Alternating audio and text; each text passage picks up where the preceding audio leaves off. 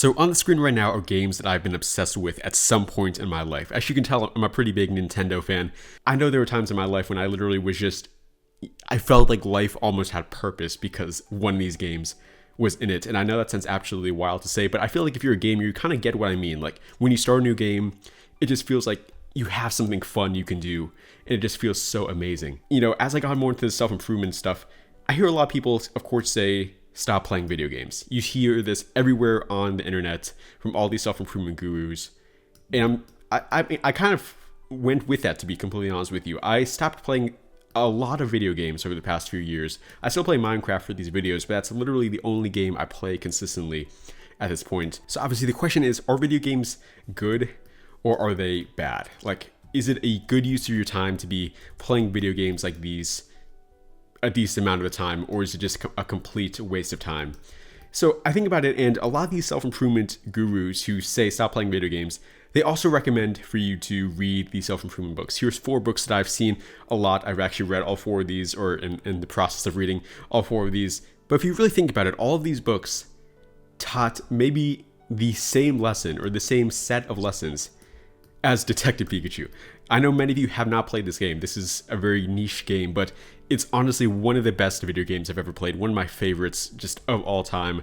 It has an amazing story. It has great, just like, it's like a great gameplay experience. You go in these like solving these awesome mysteries, and there's like a bunch of like crazy things happening as you're playing.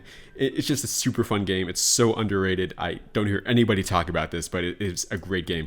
It's like this game taught me stuff like building discipline. It taught me about living a principled life. This game, the story in this game has a bunch of stuff about like ethics and, you know, talking about what is right, what is wrong. I know that makes no sense, seeing as this is literally a game about a talking Pikachu, but it literally does. Just play the game if you don't believe me. And it also talks about stuff like starting with small habits and gradually building up. All 3 of these things are stuff that's talked about all the time in these self-improvement books. Is this as good as reading a self-improvement book? It maybe even is better than reading a self-improvement book. So look at this. In a game like Legend of Zelda Breath of the Wild, you get to actually experience what it's like to be these characters and have to make these decisions and, you know, grind on your goals and, you know, live with discipline and be consistent and all those things. When you read a book, like for example, The 48 Laws of Power, it's an amazing book. It has so much very valuable information in there, but you don't get to actually experience any of the things it's talking about. This book, if you've read The 48 Laws of Power, it just lists 48 different laws and just says what they are and how people can, you know, live by them. It doesn't actually allow yourself to be immersed in the experience and feel what it's like to live these laws and you know, play them out on a daily, regular basis. I don't think really any of these books do. Even though they're all amazing books, they can't capture the feeling of what it's like to actually experience something and get yourself immersed in it and actually learn what it's like to act in this way. And so obviously all the gamers who are watching this video are going to be like, great, now this means I can just play video games all day, every day, and feel good about it. And maybe a little bit, but I also want to show this graph. I showed this graph in one of my previous videos, and this is also very applicable to what we're talking about now. So basically what this graph shows is whenever you're consuming new information, I'm considering information either stuff like video games or books in this instance, or stuff like YouTube videos, it gives you a lot of value at the beginning of the process. So like right up here, this is, you know, a ton of value up at this point in the graph, but then it immediately goes down until the point when you reach this brain rot point, which if you're confused what that means, just watch one of the past videos where I go into that. And at this point, the amount of value you get just diminishes so much because there's just nothing new really to learn. You've basically exhausted some kind of area of life and like it's over at that point. So back to the video game example, this kind of shows maybe don't play them all the time though. Maybe you'll gain some immense value at the top of this graph here, but it'll go down very quickly and then you'll stop gaining as much value.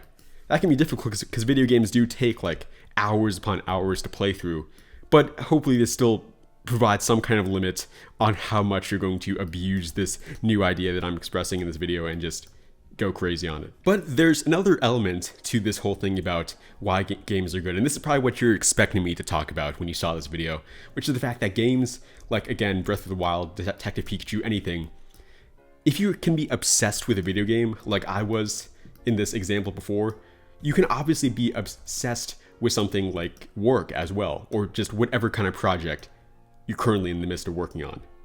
So for example, look at this YouTube channel right now. Over the past few days, I've become basically obsessed with making these YouTube videos, and I've just enjoyed it so much, as you can tell by, you know, the way I'm talking in these YouTube videos, the things I talk about.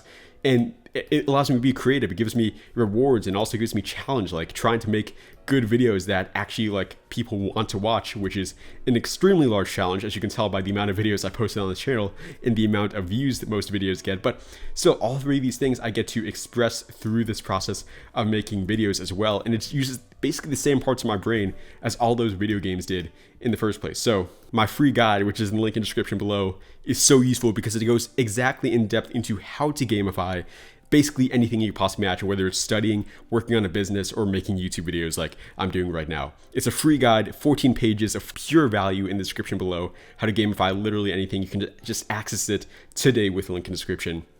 Anyways, this is Jimmy, signing off.